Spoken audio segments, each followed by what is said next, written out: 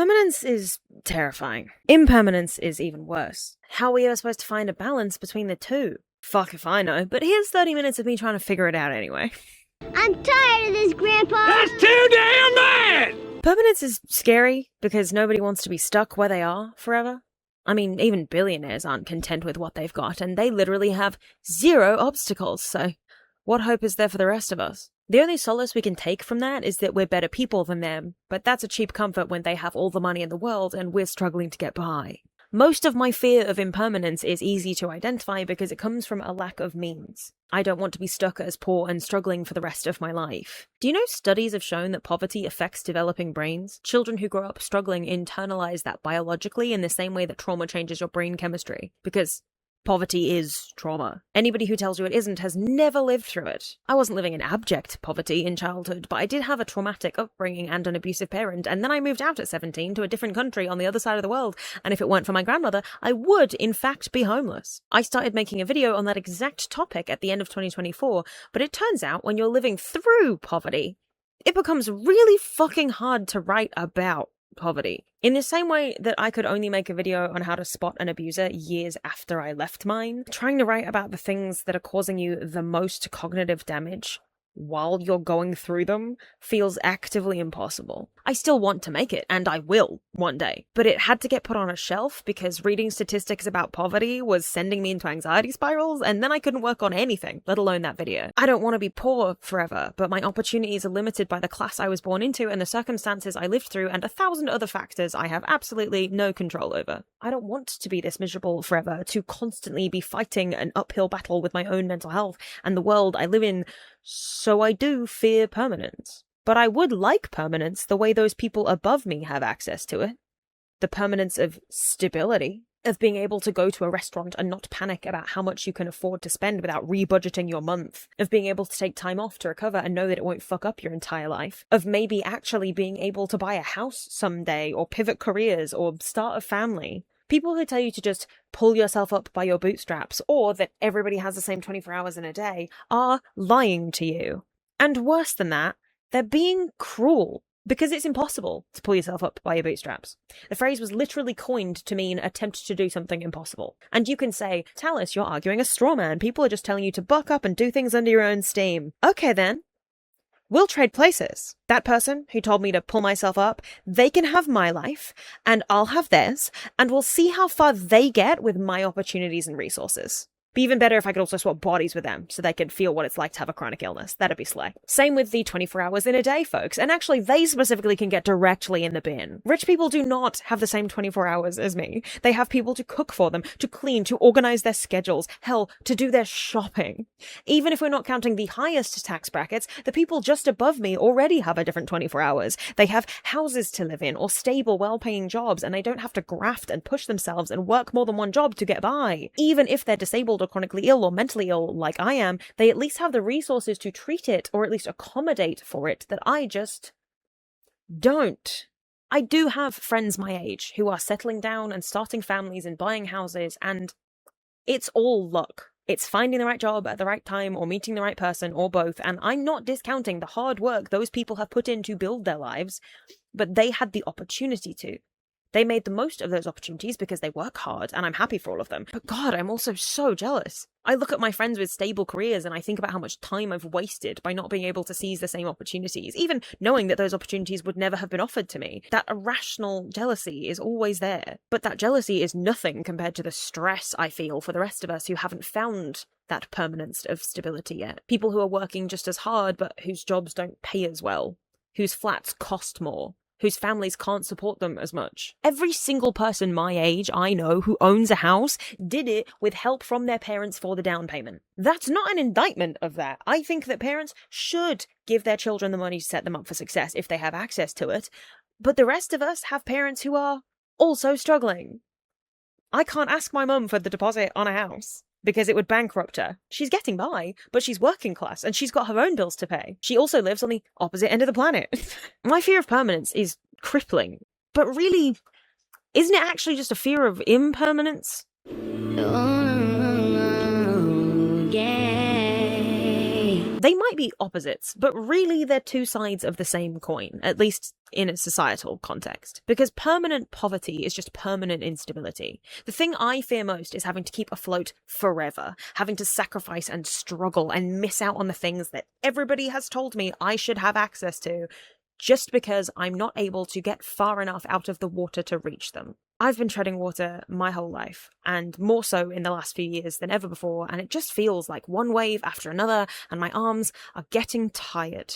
I have ADHD, so I don't even have the permanence of having a brain that can focus on one thing at a time. And that's a joke, but like, do you know how much energy it takes for me to finish a project rather than chase the ADHD impulse to start a new one? If I try to muscle through it and ignore the new shiny thing, it feels like somebody is scraping nails down a chalkboard right by my ears the whole time. And sometimes it works, sometimes I can power through.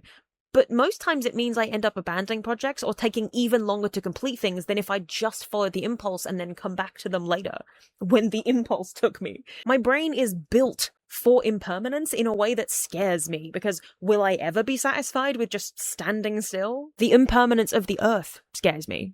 The heat waves make my chronic illness worse, which is part of why the last few months have been such a struggle for me to work on videos, and as usual, the people who suffer the most as a result of climate change are the ones with the least power to do anything about it. Disabled people, chronically ill people, working class and poor people, we are the first to feel the effects, but nobody gives a shit until it affects them, so our cries go unnoticed. That's why you can hear a fan in the background of this video. I live in an attic in the UK, and there's a heatwave happening. 4th one of the year. That really bad heatwave we had a few weeks ago fucked me up so badly I only started to get back to baseline like a week ago. And then a new heatwave arrived. I slept until 8 p.m. yesterday. Not because I wanted to, and that's so fun and cool, but because my body literally could not find the energy to function. I was on empty. I am not a lazy person by nature. For most of my life, it has been a point of pride for me that I only need 5 hours of sleep a night to function. And now, I don't get to be in charge of when or how long I sleep. Some days, my body decides for me, and I'll sleep through every alarm in a way that is genuinely frightening, and then I still don't feel better when I wake up. I could sleep for 5 hours or 15, and I'll get the same results. The only difference is what I've missed out on by losing that many hours. I've picked a career path which is built on impermanence, and that's terrifying. YouTube will do well some months and pay pittance the next. I'll put months of work into a video and it'll get buried in the algorithm. I'll painstakingly check every video for copyright flags, and then a 4-year-old video will earn my channel a copyright strike for 30 seconds of footage. But don't worry, they're not using AI. Why would you think that? Even novels and screenwriting, which has been my dream since I was old enough to understand what dreams were, are avenues that have no definite success at the end. I could try my whole life and never get anywhere. The thing I love most in the world is funneled through one of the most constantly changing and impermeable systems out there, and oh boy, I sure can pick 'em. The impermanence of my body scares me. The chronic illness that is only getting worse because it's triggered by stress, but also by overworking. And I've been doing both like gangbusters for the last year. Some days I'm okay and I can almost trick myself into thinking I've recovered somehow, and then the next day without warning I'm down for the count. My brain fog for the last 6 weeks has been beyond dog shit, which makes a job where my primary objective is to research and then condense that research into coherent writing kind of difficult. I filmed this video like 2 days before that Hank Green stuff came out with the LLMs, and don't worry, I have a video on that in the works. It'll be the next one up after this one. But like, it's so amazing to me, like as I'm editing the final cut of this, looking over it and seeing me venting about how I haven't been able to work lately because of the brain fog, because of the heat wave, because life is lifing, and how like all I want to do is have the time and the energy to get back to doing research and to doing the writing. And it's like, I don't even have a whole team to support me. I don't have a team that can pick up the slack when I can't do things. It's just me. Hi, it's just me here. So like, it's genuinely incredible to me, and I mean that in a derogatory way, that Hank Green is outsourcing that to LLMs. And I'll talk about this more in the video that I'm making on it. But like, I'm stressed and my mental health is worse because I can't work on the creative projects I want to work on, because I can't focus for long enough to do research because of my chronic illness. Wow, imagine having all of those resources and that money and the team of people that could do some of that work for you and still outsourcing to LLMs. It also just makes life difficult. I've been worse at responding to messages than usual, and I was already pretty bad at it. I write lists to keep track of things and then forget about the lists. I lose my train of thought mid-sentence, and it feels like fighting through treacle to get it back. And while I'm in it, it feels like it will never end. Like I'll be stuck in this constant fog forever. And then it goes. But it will be back. My body hurts all the time, but some days more than others, and I don't always know in advance. So some days I wake up in just pain, muscle pain, joint pain, sometimes just like random flares of nerves on my skin that decide to hurt just because, in like random places. I have headaches almost every day, and sometimes I get migraines. I get horrific period cramps. It sets off my TMJ. I get pins and needles in my hands and feet sometimes totally randomly, and I'm so fucking tired all the time, but it also makes my insomnia worse. What a combo. It's almost definitely fibromyalgia. I can't say definitively because getting an actual diagnosis would require me to go to a rheumatologist, and I can't afford that. But my doctor thinks it is. It's basically just a case of not being able to put it in my chart. In case you weren't sure, fibro fucking sucks. It makes my life worse, but it also makes me a worse person, a worse friend, a worse mind. I have less time and brain capacity for others because I'm so swamped trying to just keep myself from succumbing to it entirely and giving up on everything. And that sounds dark, but like, if you've got a chronic illness of any kind, you know exactly what I'm talking about. Half the battle of having one, or a mental illness, or a disability, which I also have, jackpot, is that some days you just get so tired of dealing with it that you just want to lie down in the mud and let it swallow you so that you don't have to struggle anymore. And then that feeling passes, and you're back to baseline, and you can pretend you're fine for a little longer. The impermanence of that is genuinely torturous because there's no rhyme or reason to it. You can't prepare for every flare-up, even if you do everything right, and it's enough to drive anybody to the edge. And I'm not talking about you too. It's a beautiful day. But it's also invisible, so half the time people don't believe you when you bring it up. You're young and healthy, what have you got to complain about? A lot, actually. How much time have you got? I've had conversations with family members where I've explained my entire medical history to them, and then the next day, they didn't understand why I stayed home instead of walking into town. And I had to remind them again that walking into town and back would fuck me up. But you walked the dog with me yesterday and now you're fine. No. I walked the dog with you yesterday, so I didn't leave the house today because I know my limits. But it just makes me look lazy to people, and there's nothing I can do about that, especially since I don't have a proper diagnosis, because at least then I'd have some level of legitimacy to my claims. Not that the UK government cares either way. Did you know that they're trying to frame disability benefits as a holistically bad thing? They're saying that people claiming for ADHD and low-level chronic illness are using it to game the system. And I know that's not true because I have ADHD and chronic illness and they won't even let me on the system. Most disabled or chronically ill people I know want to work. We want to be seen as functional members of society, not as burdens on our loved ones or even the system, although that's literally what the system is for, but I digress. A decent chunk of people who are on PIP are using it to supplement themselves so that they can work, either part-time or from home or in some other unconventional way, and removing their access to it is just going to mean they can't work at all. This whole everybody should get a job thing is ridiculous on its face anyway. I'm a dirty commie, remember?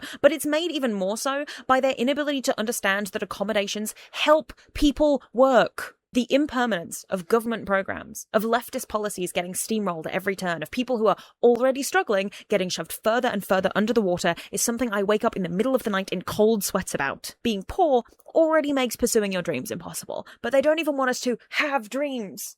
They want us dead. I'm not joking. I'm not being hyperbolic. I am being so serious with you right now. They don't want disabled people, people of color, queer people, immigrants, or poor people to exist.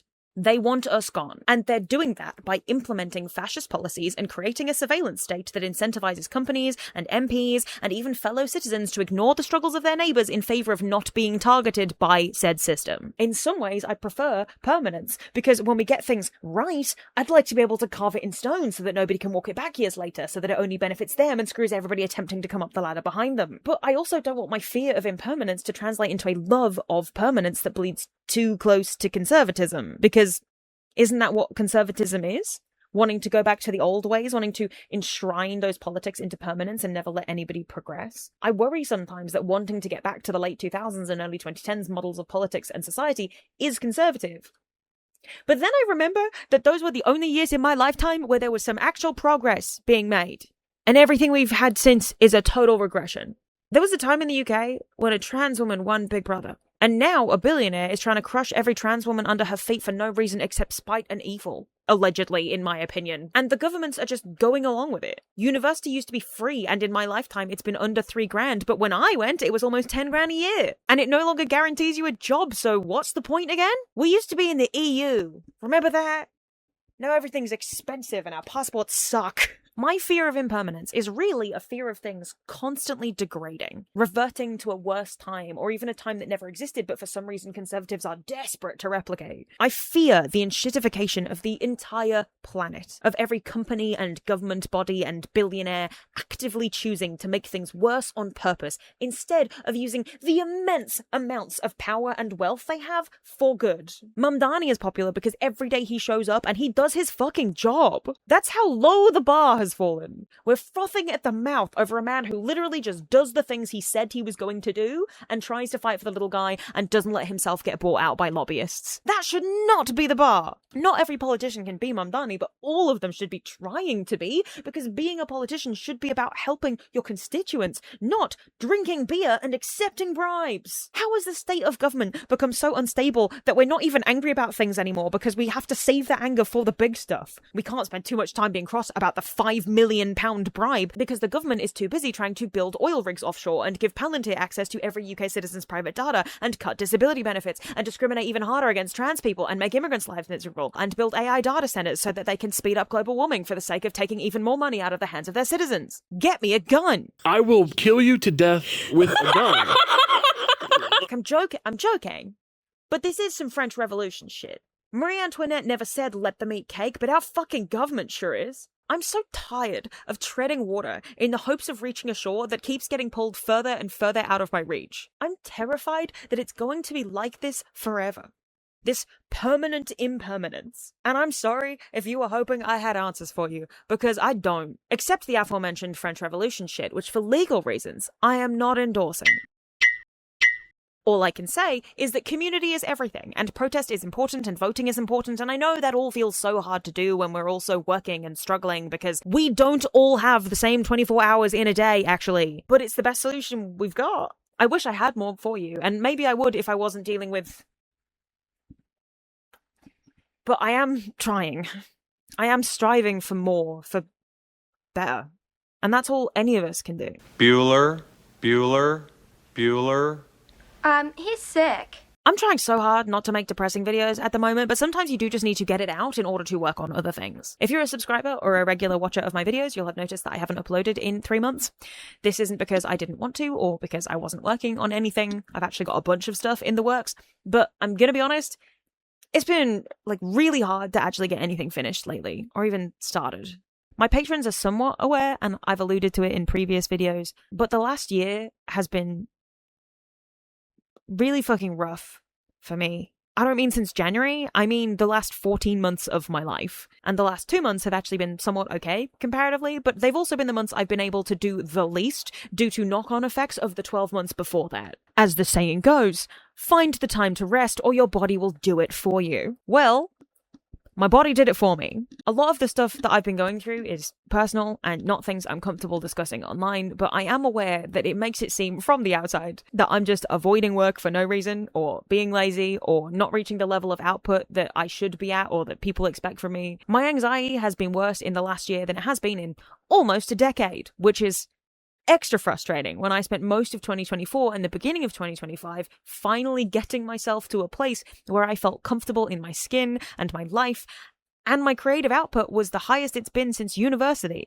I've said it before in videos from years ago, but it's hard not to feel like I'm cursed when every single time I claw my way to some semblance of normalcy, the universe finds a way to kick me directly in the dick. Don't get me wrong, there have been some great moments over the last year. If you look at my Instagram, you'll see literally all of them. It's like 6 or 7. And they mostly revolve around the few times I've actually been able to see my friends. Outside of real life, I've got some great online friends, but I've even been struggling to maintain those relationships since the start of 2026 because everything was so heavy and busy, and it's been really hard to find my way back to that kind of easy communication. I love this job. I love writing. My mum tells a story about how when I was in kindergarten, I would narrate stories to the kindergarten teachers because I couldn't write yet, and they would transcribe them and give them to my mum with my drawings in when she picked me up. Writing and creating and storytelling is an intrinsic part of who I am. And it's also the first thing to go when I'm not doing well. Because it is a huge part of me, but it's also the part of me that takes the most energy. Creating is exhausting. And it's the good version of exhausting. The same way hanging out with your friends for 12 hours is exhausting, or playing a sport you love. But it does take a certain base level of energy just to start. The same way you couldn't do a 12-hour hang or smash out a football game if you're running low on spoons, you can't just sit down at a laptop and make magic happen out of nowhere. And because I've been in survival mode for the last 14 months, trying to access those energy stores has just been getting harder and harder. Even when I do have inspiration for something, it's been a genuine struggle to find the energy to even start it, let alone complete it. You can always tell how badly I'm doing by how little I'm writing in any given week. And I haven't written anything except YouTube videos since July of 2025. Not my novels, not my scripts, not poetry, not even fanfic. Fanfic is the thing I usually try to do if I can't muster the energy to work on my original projects because it's still my own work, but it's within a scaffolding of already existing worlds and characters. And I couldn't even manage to get fanfic written. That's like DEFCON 2 in terms of my emotional state. It's not quite DEFCON 1, although I did briefly hit that in February of this year, but it's pretty bad, and it's been at DEFCON 2 this whole time. I've been holding on because of my friends, and because, like I said, I genuinely do love this work, but it feels disingenuous to keep putting out videos like nothing is wrong when I'm actually barely keeping afloat. But I feel horrible for bringing it up because I don't want people to think I'm guilting them into watching or paying for the Patreon, even when I'm not doing anywhere near enough. I hate that this is how capitalism has set up society. It sucks. I have a part-time job and I like it a lot, but it's very physical work and it only pays part-time at minimum wage, so I have to live below my means, which I'm able to do because I have had a lot of practice.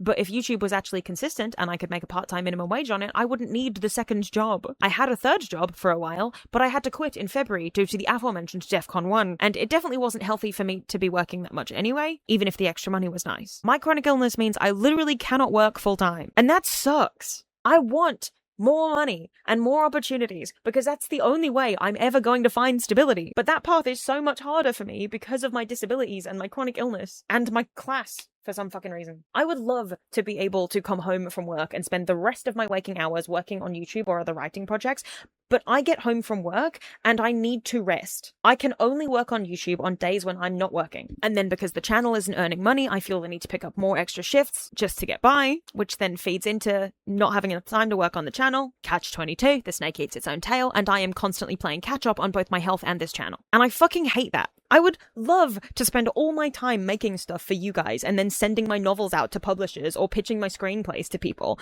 Instead, I work to live, and then my actual life is spent recovering from work and trying my best to wrangle up enough spoons that I'm not disappointing everybody all of the time. The more astute viewers among you will have noticed that in my last 3 videos, I had the same makeup, even though I changed outfits, and that's because I filmed all of them on the same day. I actually filmed 4 because I also filmed a Patreon video, which is part of why it's taken me so long between videos now. Setting up my filming stuff for just one video is a waste of time and spoons, so if I wait until I have a few, and then film them all at once, I can spread the editing out over time and conserve more of my spoons. It's just that the gap was way bigger than I meant it to be this time. Shit's been fucked lately, and I want more than anything for it to get better, but every time I open the news, it's like the planet has decided to make everything worse, and it's so exhausting. I know the suffering I've been dealing with is nothing compared to those people in Palestine and Lebanon, and I at least have a roof over my head and a stable part-time job to fall back on. But that feels like half the point. We can't focus on Palestinian liberation if we're all too busy trying to stay afloat ourselves. It only helps these fascists if we can't fight back. So like I said, I don't have any solutions. But eat enough. If all you can afford is Tesco ready meals or fast food, then that's okay, as long as you eat. You don't have to eat perfectly, but you should eat enough. You need to eat. It's about food. It's about fats and oils and omega-3, protein, all right? Get some fat in your diet. 3 meals a day and 2 snacks and a dessert if you're nasty, if you're kinky. That's what it's about. If you can exercise, do that. If you can't, go for walks or do low impact stuff. If you can't do that, try to connect socially within your community. Talk to your friends, leave your house if you can, touch grass, not in a joking way, but in a real, tangible way for your mental health. Put your phone down and just listen to nature for 15 minutes. Stay aware of what's going on, but don't let yourself drown in it all. Pick a cause and focus on that, or put a pin in it and know that once you do have the energy, you'll come back to it. Don't let your rights get stripped away while you're not looking. Everything feels so impossible right now, but humans are built for community and we can find it again as long as we eat when we're supposed to and leave the house whenever we can. It's an imperfect solution, but we can take solace in the fact that nothing is permanent and the impermanence is surmountable. And all we have to do is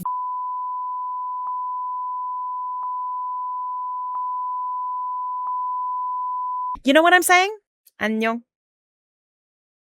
Oh, I'm sorry it's been so long, gang. I have so many cool video ideas coming up. Like, on the same day that I filmed this video, I filmed 3 other videos, so you have those to look forward to. I'm also currently on holiday, in air quotes, because my friend is getting married, and so we're having like a little hen do and the wedding, so I'm actually editing this the night before everybody gets here for the hen do.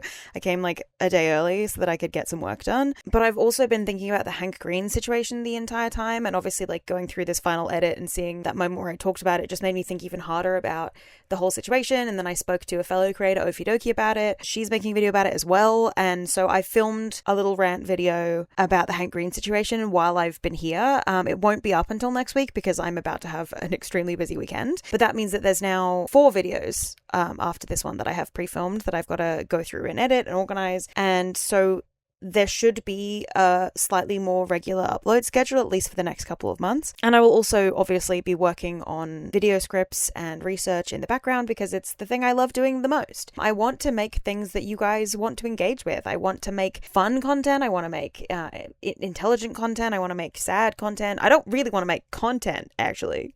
I don't want to use the word content.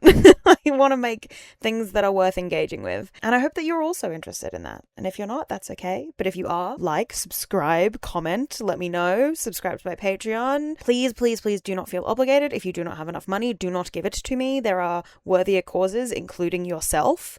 You should be taking care of yourself at all times. I just really love this job and I really want to make the most of it as much as I can. And I've really hated the last couple of months where I felt like I just literally couldn't do it because it felt like I wasn't appreciating it enough. Like I was like blaming myself for not being able to work on things and then imagining people going, oh my God, like she's taking the fact that she's a YouTuber for granted. And it's like the total opposite of that. I was in an absolute shame spiral for like 2.5 months.